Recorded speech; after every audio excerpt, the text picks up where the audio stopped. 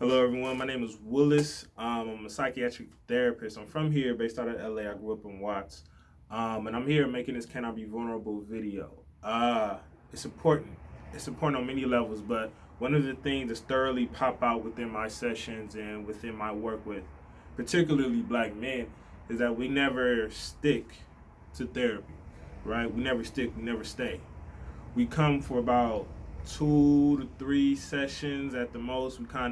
And then once we get to the meat and the bones of, the real reason why they're there, they don't show up. They don't come back. And then the reasons why they're there, it's always the same thing. I was holding on to feelings for X amount of months or X amount of years, and I just didn't feel the need to talk about it. They've always had someone talk about it. I've always said black people always go to help. We just don't go to professional help. But they've always said I've never felt the need to talk about it. And we never feel the need to talk about anything until life comes up and smacks us in the face. But that's the reason why a lot of black men come to therapy, because it just gets too much. But the second it gets vulnerable for them, we don't get back to it. They don't stick. They stay away from it. They never come back to the session. So that's why making this Can I Be Vulnerable video is thoroughly important to me, to just assist people with actually sticking with therapy, because it is a process. I go into something that I fight with all the time, which is it important for me to find my biological parents? Right?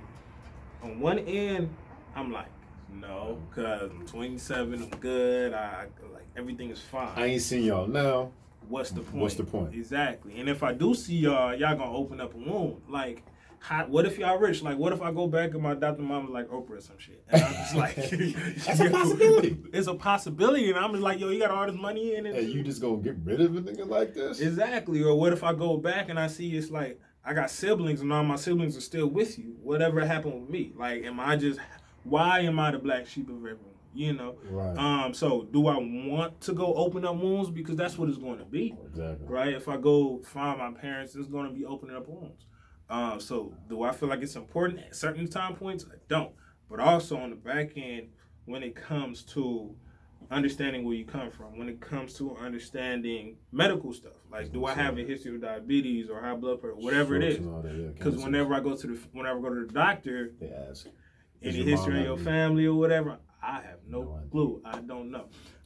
So those regards, yeah, and there was also a certain point in which I feel this is true for everybody who is adopted and those individuals who don't know their biological parents, is that you're only going to know yourself so much. Like, no matter how old you are, no matter how much you've been through, you're only going to know about 90 or 80% of yourself. Because you don't know the other side, right? And then the second you figure out what the other side is, that might change you. That's why it's a scary thing, right? I could go figure out who they are, and my whole life journey or anything could switch at that moment. I believe it was like 5 or 6 months ago.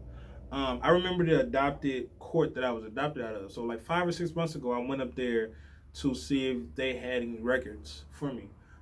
They had some. Did I do anything with those? Nah. Have you looked at them? I've looked at them, but it's nothing there. It's just a name. I know the name of my biological mother.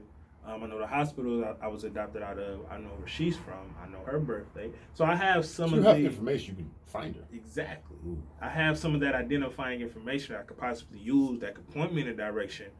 But it to me, that was a finish line, and it's important in my head to not create false finish lines. Right. Because if we create those false finish lines, we're never going to get to where we're going to get to. These are more so like checkpoints.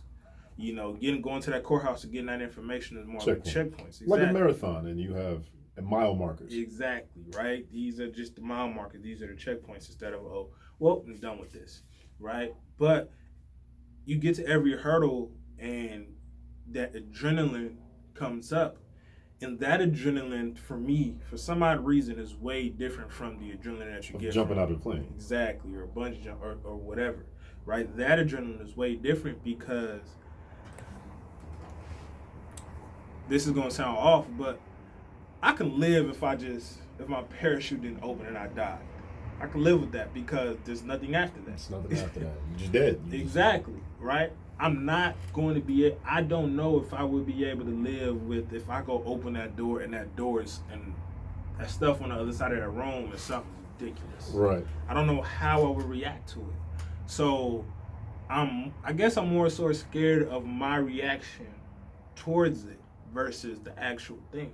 I was adopted officially at the age of say 11, but then my adopted mother died when I was 16.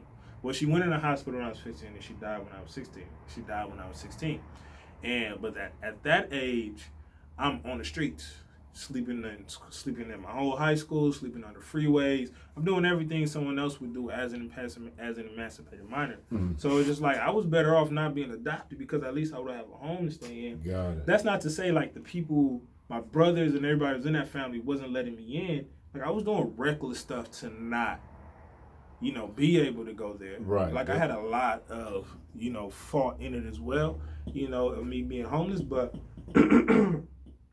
once I was adopted and then once I got to college, I tried to get certain stipends to pay for college and things like that. I couldn't get any of it. So that's what caused me to start to sell drugs to pay for college. I mean, I was selling drugs already when I was homeless, but it was just like, forget it. This was making me money back then. Let me do this in a whole nother state. Right. In order to fund my way to get to the point where I wanted to go. Because the system wasn't there for me. At that moment, for me, it was kind of figuring out where did I belong. Because it was everybody, once, we lost the house, I started to see a lot of people go their other directions. Right. Like, I have some of my brothers who... Who's the oldest? Where do you fall? I'm, kind of... middle. So it's 1, 2, 3, 4, 3 older brothers and 3 younger. So I'm in the middle. 3 older brothers, 3 younger. And there's other male cousins and stuff there too. But 3 older brothers, 3 younger. But the thing is my mother, that was a house full of foster children. And she adopted some of them just aged out. But some of the foster children, they knew their biological parents. They knew their family, where they came from. So once it's kind of we lost the house, they may not have went directly back to that family, but they had connections and ties to where it's okay, if I could possibly need you for something, I can get that from you, right? And the people who originally was born within that family, they just went back to their auntie house or whatever. Then the oldest brother, he just I got my own spot. He was grown. Yeah, he was grown, So for me, it was just where do I fit amongst the bunch?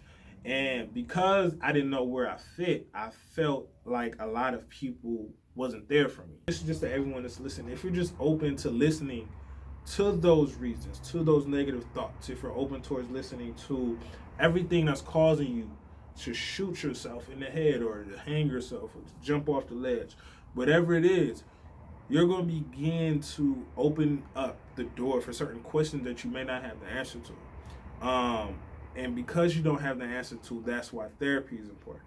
Because like I said, a therapist is not going to have the answer. If a therapist goes in there and starts to point the fingers and this and that, bad therapist. Don't do that. It's not their job. Not their job to point the fingers or to cure you. Their job is to facilitate you with the dismays that we go through.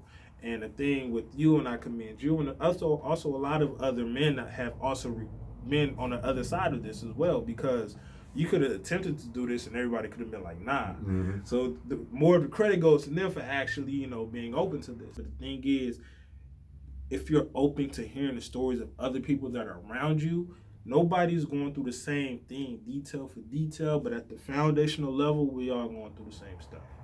So that me as a therapist may not have the tool for you, but that individual who done been through damn near everything that you've been through got the tool for you. So just be open to anybody and anything, whether it be me, your homeboy, whatever, to whatever's coming from you. And that's just the one piece of advice that I have to give to everyone. Because being open is the most effective thing we can do in life.